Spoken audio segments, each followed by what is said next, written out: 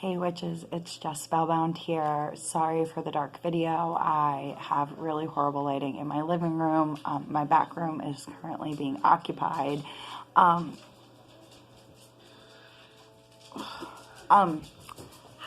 hope everybody had a good week. You are currently with me in my living room. I have a art desk set up out here, so I am sitting out here watching a movie, cooking dinner, and doing some school on my laptop, which is behind you.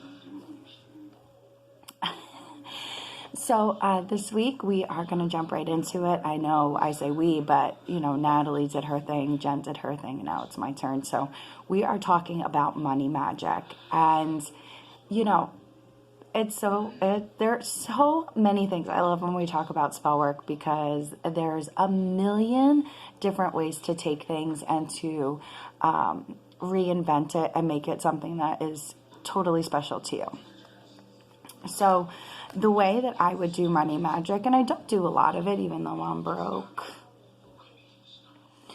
so is the way of the world, right? But money magic to me is a little bit funny because, you always hear things like, you don't want to wish for something, and then it kind of comes back and bites you in the butt even though you're getting what you wanted. So money magic, I think you have to have a really clear intention of how you are going to receive that money, and it's kind of like making a wish that you have to be very precise in what you're saying. So I'm not going to get into wording and phrasing, and that's really personal, and it's really up to you with how you want your intentions to come through. I'm sorry, I am going to turn the TV off. Just 1 minute.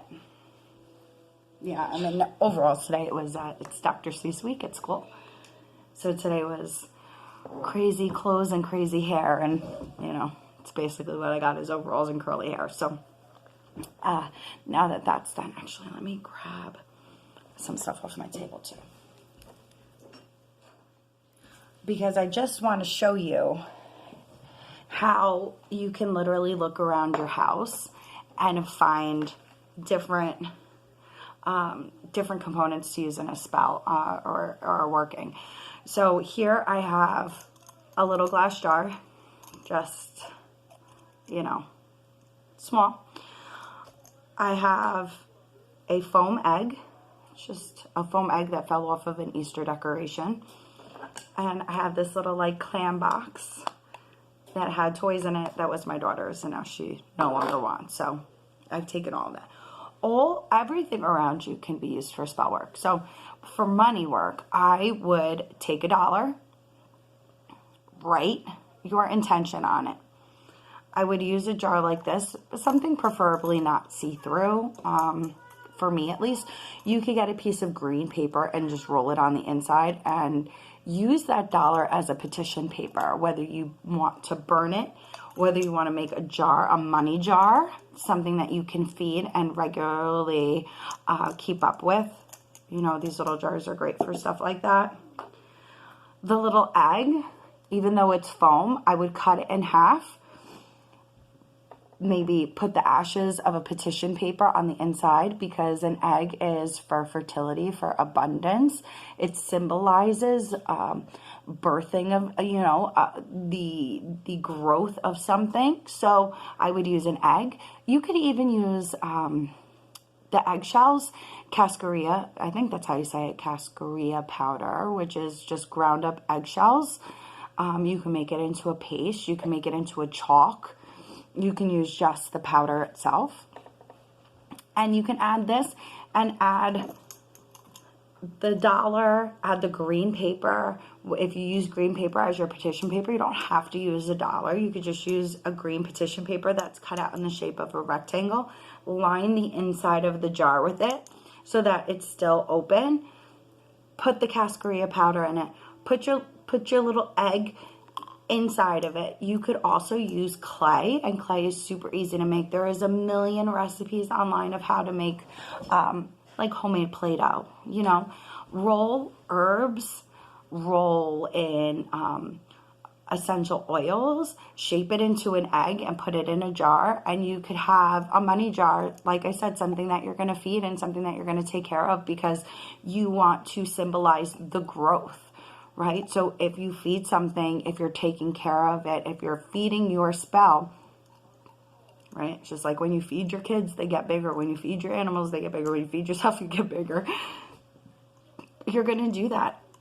You could even, if you have a green thumb, you could buy like a basil plant and bury your petition paper in with that plant, so that as it becomes like a money tree, right? You're burying your petition paper in there, and the roots will eventually and gradually wrap around your petition, and it's showing, so you can visibly see the growth of something that you're working towards.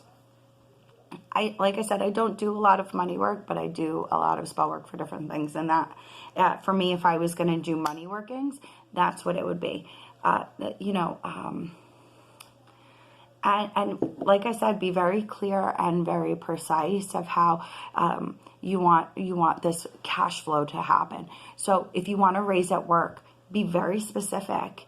If you want more hours at work so that you can make more money, be very specific, because the universe has funny things. The universe does funny things.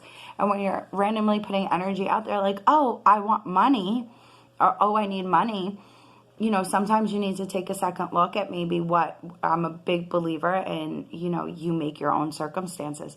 So if I need more money, I'm going to go, okay, well, you know what that means? I might need to pick up a second job, or I need more hours at the job that I'm at. So those are the things that I would ask for, because I think anything worth having is worth the work, what you're willing to put in it. I don't believe that magic brings you everything. I think that you, with the help of magic, are capable of everything. So that is my little tidbit of money magic, and I hope you are all prosperous. And you know what? Now's a good time for money magic, in my opinion, even though, like I said, I don't do it, but I have done for second jobs and for more hours.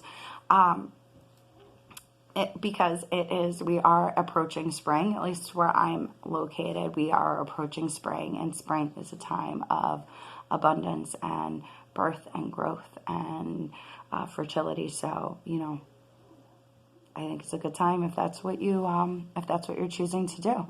All right, witches, short and sweet here. I hope you all have a wonderful week, and I will see you next time. Blessed be.